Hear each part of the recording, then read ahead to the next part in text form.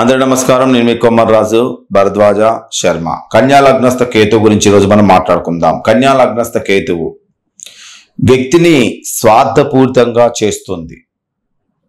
కన్యా లగ్నస్థ కేతువు గూఢాచారి సాఫల్యత సాధిస్తారు. గూఢాచారి సంబంధించిన ఉద్యోగాల మంచి లాభాన్ని పొందుతారు. ఇక పోలీస్ లాంటి వ్యవస్థ వాటిల్లో మంచి లాభాన్ని పొందడానికి, దాంట్లో మంచి పేరు ప్రఖ్యాతులు పొందడానికి మీకు ఆస్కారం ఎక్కువగా ఉంటుంది. ఇక కన్యా లగ్నంలో కేతు ఉండి నవమ స్థానం 9వ స్థానం శని ఉన్నా కానీ, శని 11లో కూర్చున్నా కానీ వీరికి ఖచ్చితంగా ప్రభుత్వ ఉద్యోగాన్ని ఇచ్చి తీరుతాడు. ఇక కన్యా లగ్నస్థ కేతు వలన వాత రోగం, నడుము నొప్పి కలిగేటువంటి అవకాశాలు కలుగుతూ ఉంటాయి. ఒక మధ్యస్థ వయసు వచ్చేసరికి లగ్నస్థ కేతు పరిపూర్ణ దృష్టి 7వ స్థానం దృష్టి సారిస్తారు. కాబట్టి జీవిత భాగస్వామికు రోగపీడను కలగజేస్తుంది. కేతు ఒక శుభగ్రహ దృష్టి చేరిక కలిగి ఉండటం వలన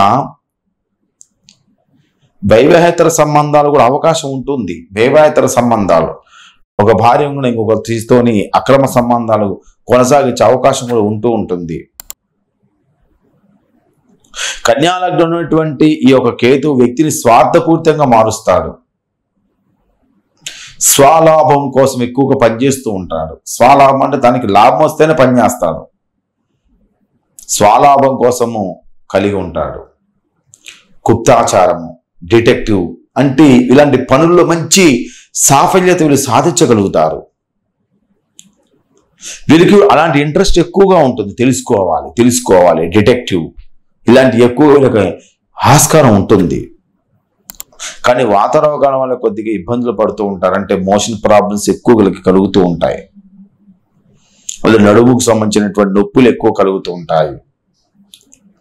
ఈ 7వ భావం కేతు దృష్టి కారణం వలన వివాహ జీవితంలో కొద్దిగా భార్య రోగిష్ఠురాలవుతుంది.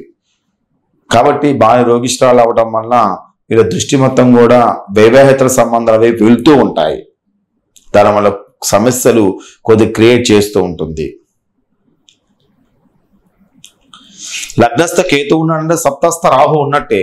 7వ స్థానం ఉన్నటువంటి రాహుతో పాటు మళ్ళీ 7మంలో శని ఉన్నట్టయితే, 7వ స్థానం శని ఉన్నట్టయితే చాలా వివాహ సంబంధాలు, వివాహేతర సంబంధాలు కలిగి వివాహాన్ని నాశనం చేస్తుంది.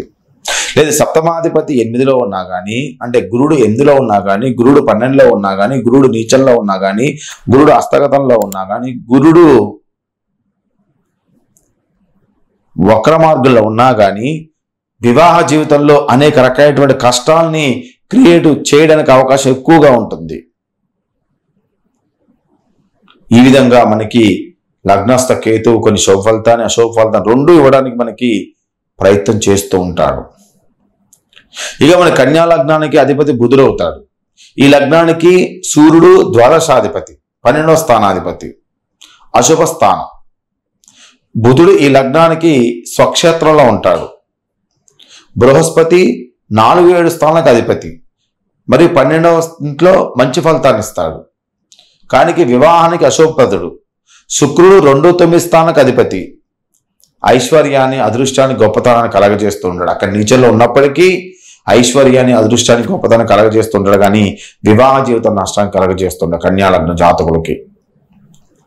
కానీ సూర్యుడు 12వ స్థానానికి, అశుభ స్థానానికి ఆధిపత్యం ఇస్తాడు. బృహస్పతి 4, 7, 12 స్థానానికి. ఈ విధంగా ఒక్కో గ్రహాన్ని మనం 12 గ్రహాలు కూడా మనం 9 గ్రహాలు మొత్తం కూడా మనము ఈ యొక్క కన్యా లగ్నంలో కూర్చున్నప్పుడు జరిగేటువంటి పరిణామాలు మొత్తం కూడా మనం తెలుసుకున్నాం. 9 గ్రహాల గురించి. కన్యా లగ్నం పూర్తి అయిపోయింది. తదుపరి మనం తీసుకునే తులాలగ్నంలో 9 గ్రహాలు, అంటే రవి నుంచి మొదలుపెట్టి 9 గ్రహాలు ఉన్నప్పుడు ఎలాంటి ఫలితాలు కలుగుతాయి విషయం మొత్తం కూడా తదుపరి క్లాసులో తెలియజేస్తాను. లైక్ చేయండి, షేర్ చేయండి, సబ్స్క్రైబ్ అవ్వండి. మీ విలువైనటువంటి కామెంట్ కింద ఖచ్చితంగా తెలియజేయండి. మీ Bharadwaj Sharma.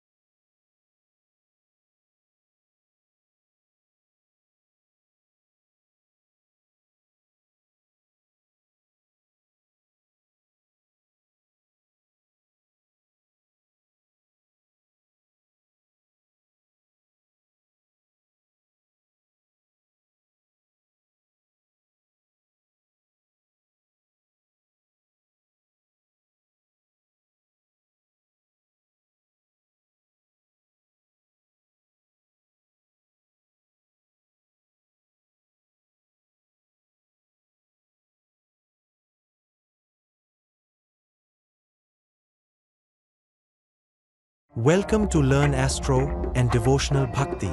Please subscribe our channel, get live videos daily.